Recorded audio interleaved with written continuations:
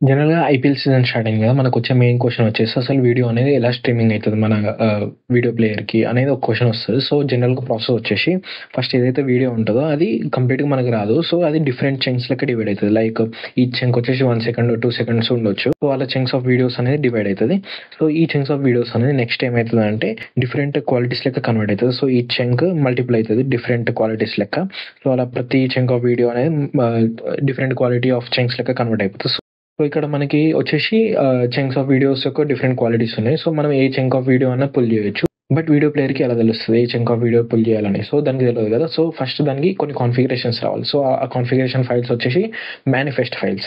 So, first manifest file వచ్చేసి master manifest file. ఇది మనకి వీడియో ప్లేయర్ ఓపెన్ చేయంగానే లైక్ ఏదైనా మ్యాచ్‌కి క్లిక్ చేసి ఓపెన్ చేయంగానే ఈ మేనిఫెస్ట్ ఫైల్ అనేది డౌన్‌లోడ్ చేస్తది. సో, ఈ మేనిఫెస్ట్ ఫైల్‌లో కాన్ఫిగరేషన్స్ ఉంటాయి. కాన్ఫిగరేషన్స్ వచ్చేసి ఏ క్వాలిటీకి నెక్స్ట్ మేనిఫెస్ట్ ఫైల్‌ని పుల్ చేయాలనేది ఇన్ఫర్మేషన్ ఉంటది. సపోజ్ ఇక్కడ 360 పిక్సెల్‌కి ఈ ఫైల్, 480 పిక్సెల్‌కి ఈ ఫైల్, 720 పిక్సెల్‌కి ఈ ఫైల్ అండ్ 1 హెచ్‌డి పిక్సెల్‌కి ఈ ఫైల్ అని ఉంటది. సో, ఇక్కడ మనము ఒక కాన్ఫిగరేషన్ చూద్దాం. This is HD configuration file. So, ఇందులో హెచ్‌డి వీడియో పుల్ చేయాలంటే ఏమేమి ఇన్ఫర్మేషన్ అంటే ఏమేమి కాన్ఫిగరేషన్ మీట్ అయి ఉండాలంటే బ్యాండ్ విడ్త్ ఎంత ఉండాలి, ఈ రెజల్యూషన్ వస్తుంది మనకి అండ్ ఆ హెచ్‌డి రిలేటెడ్ మేనిఫెస్ట్ ఫైల్ ఈ ఫైల్ నేమ్ అని ఉంటుంది.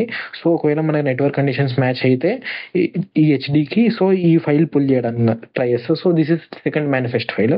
సో, వీడియో ప్లేయర్ వచ్చేసి సెకండ్ మేనిఫెస్ట్ ఫైల్‌ని పుల్ చేస్తది. సో, సెకండ్ మేనిఫెస్ట్ ఫైల్‌లో ఆ quality related time stamp file names ఉంటాయి. లైక్ సో, ఇక్కడ HD time stamp file name అనమాట. ఈ టీఎస్ అనే టైమ్ స్టాంప్. సో, ఇక్కడ ఆ సెకండ్‌కున్న టైమ్ స్టాంప్ ఫైల్ నేమ్ ఉంటుంది. అట్లా ప్రతి సెకండ్‌కున్న టైమ్ స్టాంప్ ఫైల్ నేమ్స్ ఉంటాయి.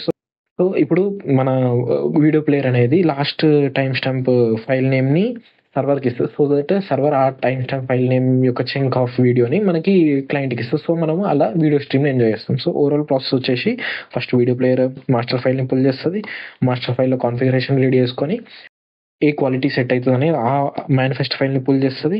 ఆ మేనిఫెస్ట్ సెకండ్ మేనిఫెస్ట్ ఫైల్‌లో టైమ్ స్టాంప్ వీడియో నేమ్స్ ఉంటాయి. సో, ఆ క్వాలిటీకి రిలేటెడ్. నెక్స్ట్ ఆ టైమ్ స్టాంప్ వీడియోస్ అనేది సర్వర్‌కి పంపిస్తది. సర్వర్ అనేది ఆ వీడియో పంపిస్తది. సో, ఇలా ప్రతి సెకండ్‌కి వీడియో ప్లేయర్ అండ్ సర్వర్ అనేది back and fourth information exchange చేసుకోవడం వల్ల మనకి లైవ్ స్ట్రీమింగ్ వస్తదనమాట.